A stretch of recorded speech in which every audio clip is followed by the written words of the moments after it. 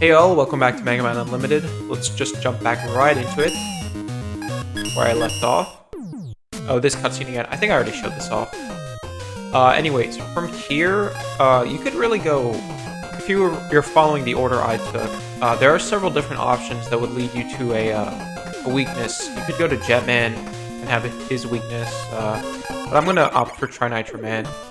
You still need an explosive weapon to get to the secret in Jetman stage, so the order I'm following is pretty much optimized just to make sure that you don't have to revisit any stages, which has always been a pain to me. I just prefer to do things in a way where I don't have to go back to any of the stages. But enough about that. So, Trinitro Man stage.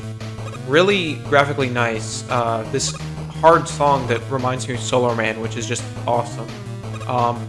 Although, this stage is one of my lesser liked ones in this game. Not that it's bad, at least, not compared to other stages that I'll talk about later. There's a stage that I dislike a bit more than this one, but this is probably one of my least favorite stages in the game. Because just the way it's designed, it has a lot of nice gimmicks and ideas, but the way it's constructed has always just been kind of weird to me. I have specific gripes with a couple things that I'll get to talk about shortly, but the music is really good. I would never be able to knock that, and all the gimmicks work just fine so far. Those nitroglycerin containers work just fine and everything. Now this gimmick is where my issues with the stage kind of begin, because one thing I never realized is that if you slide off of it, you'll just kind of fall and be safe. And this isn't something you would be able to test using this platform, because if you slide off, you'll probably die, unless you do it at the top, I guess. But really, my point is that I never thought to slide off here. I just had no idea how to clear this obstacle for a good amount of time. Maybe I'm just stupid, but I always used Comet Dash to skip this, because I never could figure out how you were supposed to dodge the spikes here. And then, obviously sometime later, I figured out you could just slide off. Anyways, these Mega Man 2 acid drop things, didn't talk about them, but basically they're the same as before, except they explode. All good. Now this Scorpion mini-boss, pretty fine, pretty simplistic, but nothing wrong with that. Takes 9 shots. I think that's just right. So I approve. Now this part definitely tests your reflexes. You can use Comet Dash to get over here to the right, and this is the secret path. I pretty much always go this route. In fact, the number of times I've actually gone the normal route on the stage is probably in the single digits, so I am very much familiar with this path, and almost not at all with the other one. I find it a bit weird how this stage has gravity gimmicks in it, because nothing about explosives would really suggest gravity to me, but that's more of a nitpick, because the actual gravity mechanics themselves are just fine. For some reason this is open over here. I don't understand why, because you can't go over here. Phil could have just brought the wall down, but whatever. He realized soon enough that you can't go there, so really in the grand scheme of things, no harm, no foul. How does Blue Shot work with reverse gravity? Seems like it works basically just... This segment is a bit tricky. You have to make sure you don't jump up to the gravity switcher, or else you'll probably die, and yeah, I messed that up. Probably shouldn't have equipped the weapon that does 0 damage, but, Oh, I don't have Rush Jet, I just realized. I forget when you get Rush Jet in this game. I thought it was after 4 Robot Masters. Maybe it's 5. But anyways, really nothing wrong with all this. Everything works just fine. I like the chicken enemies because they, they explode and stuff. They're really bloated, so you would kind of expect that behavior. This segment with the gravity switch, if you get flipped upwards, you'll just fall into spikes. Fall upwards into spikes, I should say. And if you're careful, you can suspend this E-tank. This is the intended method of getting it. I'm pretty sure for... I wasn't quite sure how to get this at first, but you can just slide off here. I really don't have all that much to complain about. It's just that the stage felt always a bit more boring than the rest, although I do kind of like the precision platforming. Really kind of just nitpicking on my part. On a critical level, everything so far has been completely fine.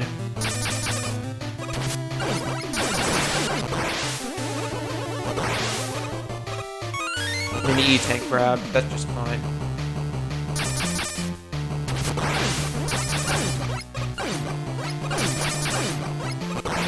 The stage definitely, maybe that's the part, feels a bit repetitive, having just the glycerin blocks and the droplets over and over again, but I don't really think it overstays its welcome. Like, again, I can't say there's anything... Okay, and I can't get to that. You need Rush Jet for this, I'm pretty sure.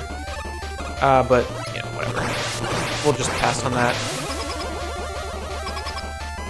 A lot of this stuff is just going to be personal gripes. I do like the boss, though. Trinitro Man has a pretty cool gimmick. Basically, the way he works is if you shoot his head, as I just did, now he's unstable. And if you shoot him in the head again, he'll blow up. And you'll die with him. In the Omega fight, which I'll have to show off later, he can't even take a single shot to the head. He'll just blow up instantly. But anyways, that's a cool thing about him. That's something I like. He's weak to Rainbow Beam. Let's show that off.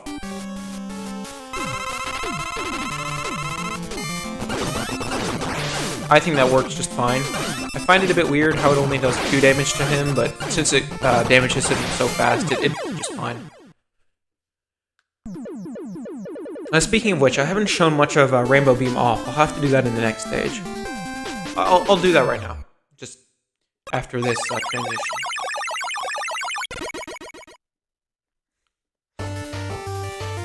So, Trinitro Blast. Pretty boring weapon. You know, one of the less unique in this set, but it's pretty useful. It packs a huge punch, as you would expect from a bomb weapon. But, kind of a bit more boring. Yeah, see, the Buster switched back to default for some reason when I saved. I think I talked about that last time, but it's been annoying. What can I buy here? I'll just get an E-tank, I guess.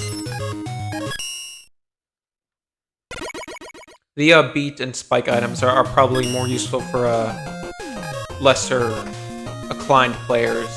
But, you know, I pretty much know how to dodge everything presented here. So next, I think I said I was going to do Nailman next, if I remember correctly. Which makes sense, because Trinitro Blast is super effective against him. Alright, let me get to showing off Rainbow Beam.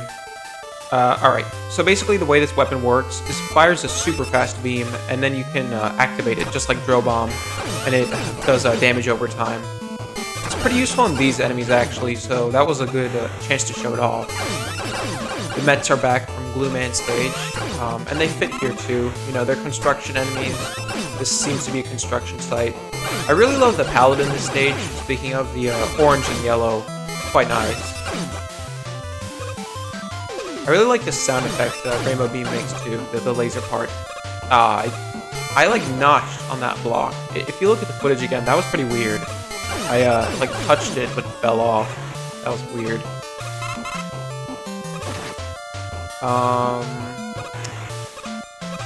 Yeah, this is a good use Rush Coil. Just fine item grabs here, really.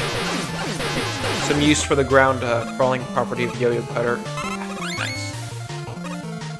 Again, really all this is fine. I like the vast majority of the stages in this game. In fact, personally, I like all of them. Just some of them don't hold up critically, like Rainbow Man, which is just kind of unfair, but it's hard to design a Quick Man-esque stage that is completely fair, I will admit. The music here is also pretty good, but again, not one of my favorites. Pretty just okay. Well composed, though. You know, obviously. Here's another... Oh, I messed that up. I messed that up so bad.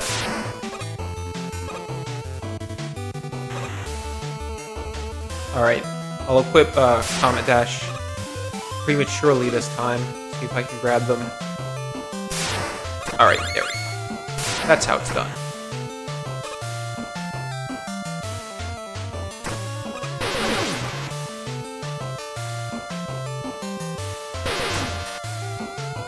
There are a lot of sections where I really just don't have much to say. Like, this part kind of speaks for itself.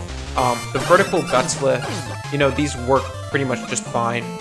One thing I will say about this specific room is that when this reaches the top, you will die on those spikes up there, and it doesn't seem like you would, at least not, it's kind of difficult to be sure, but you will die, just to let the audience know. I always felt like that the platform should get a bit closer to the spikes. That would make it a bit more obvious. And for some reason there's a cap here, which I'm not sure why. But, you know, I think it's pretty obvious that these nail ends are spikes. I think most people would realize that. Rainbow Beam really coming in clutch with those enemies. A lot of good weapon use in this game.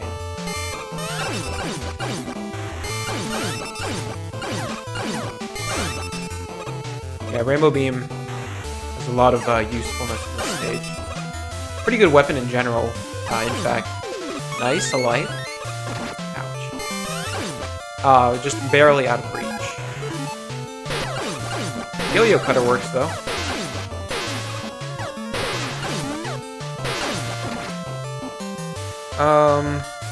Just Rush Coil up here. You could go through this little maze, but you might as well make your life a bit easier.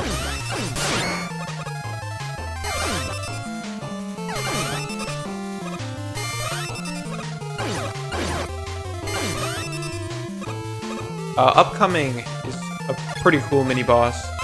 I'll have to explain the lore behind it. So basically, during the early phases of this game's development, Hammerman, seen here, was supposed to be a Robot Master, but Phil ultimately decided to go with Comet Woman instead. He was replaced by Comet Woman, basically. But he still appears as a mini-boss in the Nailman stage, which is pretty cool. I like that. And, you know, I prefer to just get rid of him as soon as possible to reduce the damage taken, but basically what you saw there was most of his pattern. He throws hammers, he jumps and tries to shock you, then he slams his head into the ground and creates a super fast shockwave. It's all dodgeable, all pretty well telegraphed. The slamming head attack that I didn't show off is a bit fast for my taste, but it works. Really, Water Cannon makes that section convenient because you can just kill him in 2 seconds. I always just prefer to do that. I always got an unhealthy amount of enjoyment from just kind of nuking him like that. So these things remind me of the fork blocks from Cossack 2, I think. And they work just fine. You know, they flash, they have a good indicator as to when they're shooting nails. And, yeah, really nothing more to say. They work. They're good. I find it interesting that there's a water and Nailman stage, but, you know, that's fine. Small E-Tank grab here. Let's see how effective Trinitro Blast, or Nitro Blast is on the big guy. 3 hits. I guess that's acceptable. I need to preserve it for Nailman the boss. So I'm not going to use too much of it. Luckily, the Omega weapons give me more of a chance to show all this stuff off. Rainbow Beam even destroys the little nails there, which is extra useful. Really good. For this stage, one of the most optimal weapons to have. It just kills all these nail projectiles. And again, all of this is super solid. I have so little to say at this point because everything is just fine. You can kind of conveniently skip that part with Rush Coil, obviously. But, you know, everything's placed fine. There's nothing... Whoa, whoa, whoa, whoa. What was that? Hold on. Okay, that's on footage. I hope everyone saw that. You can go back to it, but that cutter just spun out. That was really weird. I don't know if I've ever seen that before, actually, but There it is. On film. And health grabs. This reminds me of Skullman stage. That's just fine. This is gonna come back though. Yeah. Luckily, Yo-Yo Man's weapon makes quick work of it. And I like how the sunset has turned orange in the background now. Nice progression of colors. So Nailman himself, what he does, he puts up his shield, shoots up a bunch of nails onto the ceiling, and one will stay upside down like this. Then his shield will either fly off, or he'll try and attack you with his head, and then pretty much repeat. The nails fall randomly, and the one that is up is also random. His jumps also seem to be random. So, kind of random, but there's nothing unfair about this, really. Everything's well telegraphed. His attacks don't move so fast that you wouldn't be able to tell what's going on. Very likable. Some people apparently thought like he's the easiest, which I don't really agree with. I find some other bosses to be easier. I definitely find Comet Woman to be easier, and I think I could make the argument that Blue Man is also easier, at least with practice. Maybe it's just how much I've played this game that I find Blue Man particularly easy, but I feel like Comet Woman is definitely easier than this. Although, I'm not having much of a hard time dodging this, so I'm not sure. I could just be out of the loop. Anyways. Great stage.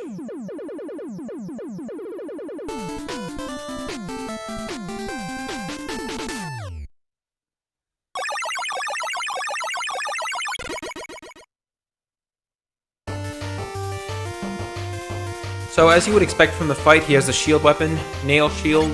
It works very well. It's on the same tier as Junk Shield and Jewel Satellite. It's amazing. It blocks projectiles and lasts for quite a long time. It's great. Alright, with that over, I'll be leaving it here. Thank you guys so much for watching, and I'll see you next time. Hope you enjoyed the video. Xeno out.